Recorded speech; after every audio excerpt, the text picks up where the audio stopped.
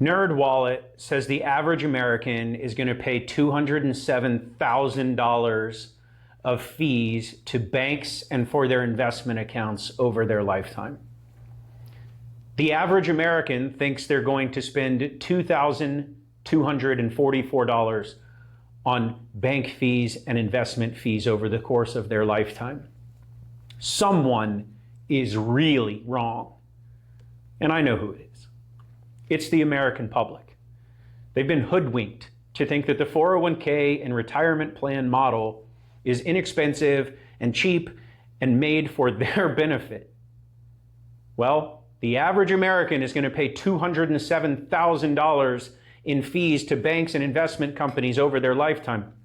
And the average 401k, according to Fidelity, in 2025, in the first quarter, is only $127,000. And so the average American is going to pay more in fees to banks and investment companies than the average American has in their account today. Somewhere along the lines, there's been a disconnect, and the industry is performing in a way that they are not making the American public aware of.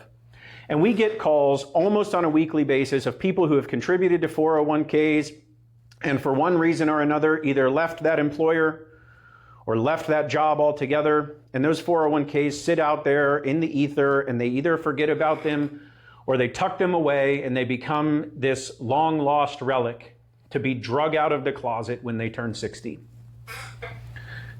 That is where the fees start to rack up when you stop paying attention. And so if you found yourself in a position that your 401k is out there orphaned, you've left your job, you've rolled it into your new 401k, it's still out there and it's not doing what you want it to do, we should have a discussion. And I had a discussion like that just this week. And I recorded some of it and I got some feedback from that person and I thought it'd be important to share it with you. Because while you may expect that you're only going to pay $2,200 in fees over your lifetime, you're probably going to pay more than you have in your account right now.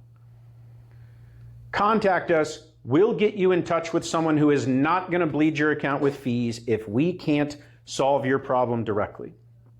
Check out the video. Hope you enjoyed it. Reach out. We're more than happy to help.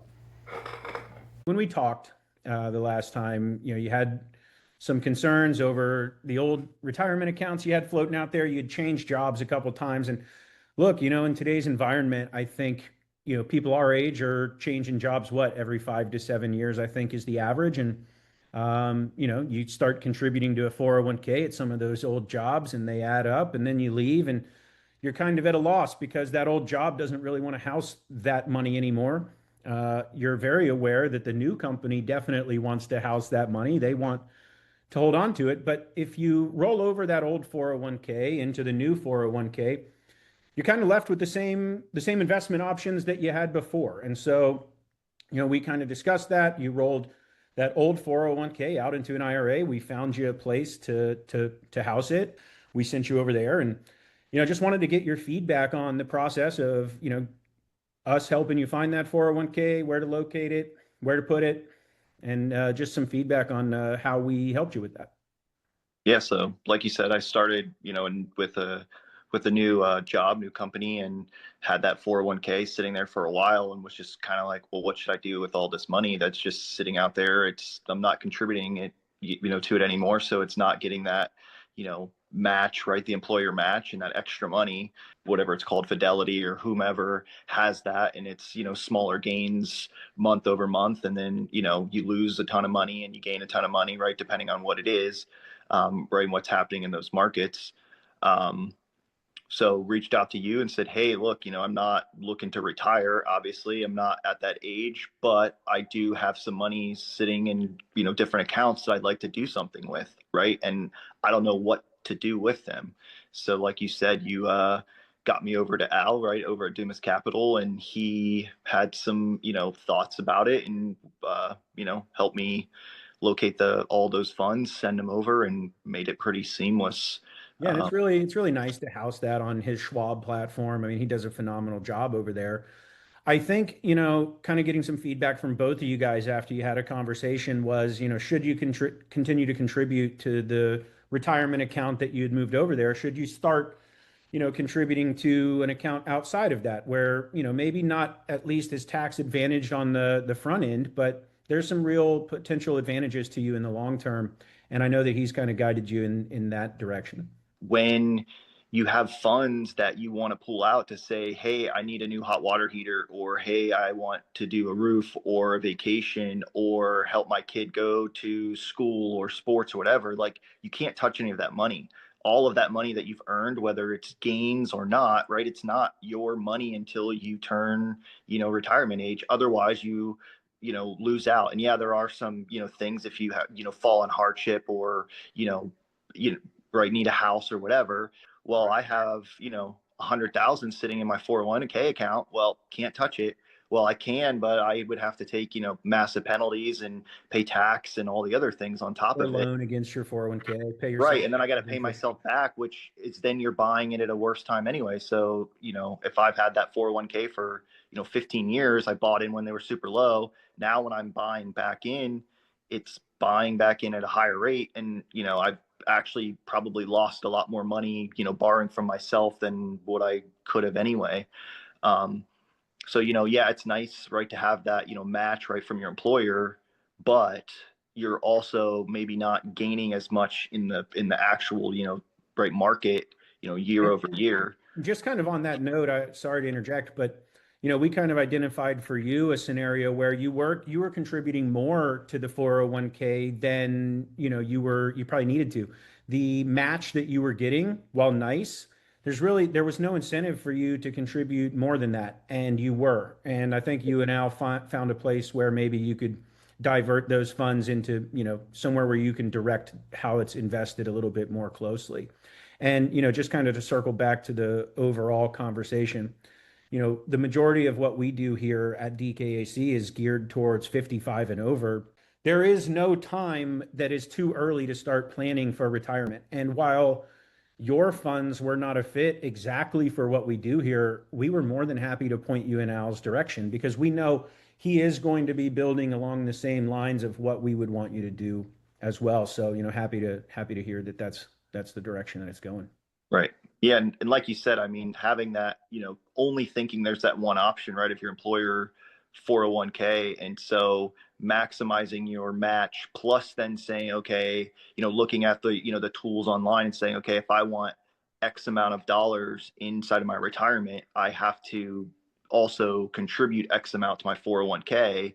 But in reality, that's probably not true. Like I can contribute into a different place, pay the taxes up front, and make as much, if not more, inside of a different type of retirement account that I can liquidate anytime that I see fit as well, right? So if I, like I said, talked about those hardships or even want to go have fun and buy myself a new car, like it's my money, right? I don't have to like wait until, um, you know, something happens for me to, leverage the 401k money.